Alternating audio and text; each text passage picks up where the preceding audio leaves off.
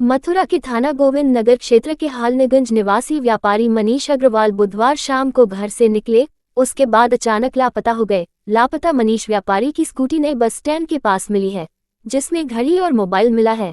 व्यापारी के लापता होने के बाद व्यापारियों में हलचल पैदा हो गई। जगह जगह तलाश शुरू की, पुलिस को सूचना दी, लेकिन पुलिस सीमा विवाद में उलझ गई। लापता व्यापारी के परिजन जहां कोतवाली पुलिस के पास पहुंचे तो उन्होंने थाना गोविंद नगर क्षेत्र का मामला बता दिया। जब वह थाना गोविंद नगर क्षेत्र पहुंचे तो उन्होंने कोतवाली पुलिस का मामला बता दिया। इस बात को लेकर व्यापारियों ने आक्रोश जाहिर किया। काफी समय तक जब गुमशुदगी नहीं लिखी गई तो व्यापारी इकट्ठे होकर थाना गोविंद नगर पहुंचे, जहां उन्होंने अपना आक्रोश जताया। लापता व्यापारी मनीष अग्रवाल का भी कोई सुराग नहीं लगा है। परिजनों का कहना है कि हो सकता है कि किसी लेनदेन के मामले में ये घटना हुई हो।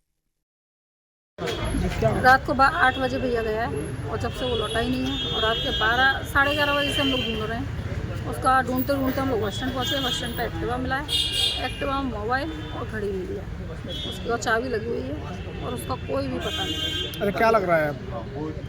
कुछ कह नहीं सकते, समझ में नहीं आ रहा। उसका एक बस मैसेज मिला है कि मुझे कुछ भी होता है तो डॉक्टर अनुराग जिम्मेदार होगा। क्या नाम था उनका? मनीष अग्रवाल, भैया का मनीष अग्रवाल। क्या कार्य था?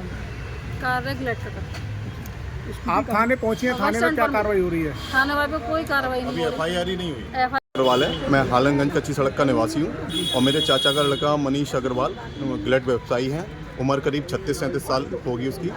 वो कल रात 8 बजे से घर से निकला है और जब से उसकी कोई खबर नहीं है। और रात से ही हमने जैसे रात को घर नहीं पहुंचा, वो लेट हो गए, 11-12 बज गए, तो हमको चिंता हुई। हम लोगों ने आपस में फ़ोन से पता करा उसके फ्रेंड सर्कल में, और जहाँ जहाँ जा सकता था कहीं से कोई उसकी जानकारी नहीं मिली। तो अब देर रात हमने फिर उसे ढूंढना स्टार्ट किया, कोई रात को हमें कहीं कोई नहीं मिला। अब सुबह फिर हमने ढूंढा तो उसके नए स्टैंड पे हमें उसकी स्कूटी खड़ी हुई मिली हुई है। उसकी में चाबी लगी हुई थी और उसके अंदर मोबाइल और घड़ी उसकी मिली हुई है। तो बस उसके बाद फिर हम चौकी बाग बहादुर गए, वहाँ लिखाने की कोशिश की, वहाँ कोई अधिकारी नहीं मिला। और फिर वहाँ से हमको कोतवाली भेज दिया गया। कोतवाली गए, कोतवाली से हमें कह दिया गया जहाँ आपका निवास में जो थाना आ रहा है वहाँ जाइए, वहाँ आपकी FIR होगी। यहाँ आ गए गोविंद नगर, यहाँ भी कह दिया गया कि जहाँ स्कूटी मिली है वहाँ क्षेत्र में आपकी FIR होगी, लेकिन कहीं कोई कार्रवाई नहीं हो रही। क्या लगता है आपको? क्या प्रथम दृष्टया मुझे तो ऐसा महसूस हो रहा है कि इसका कोई लेन देन का मैटर होगा किसी के साथ। अपनी तरफ से वो कहीं जाने वाला नहीं है, सबके साथ खड़ा रहता है हमेशा। आधी रात को भी उसे फ़ोन करोगे तो वो हर एक के साथ चल देता है और सबके साथ सबकी मदद करने को हमेशा तत्पर रहता है। तो वो कहीं जाने वाला तो है नहीं अपने आप से, उसे किसी ना किसी ने षड्यंत्र के तहत फंसाया।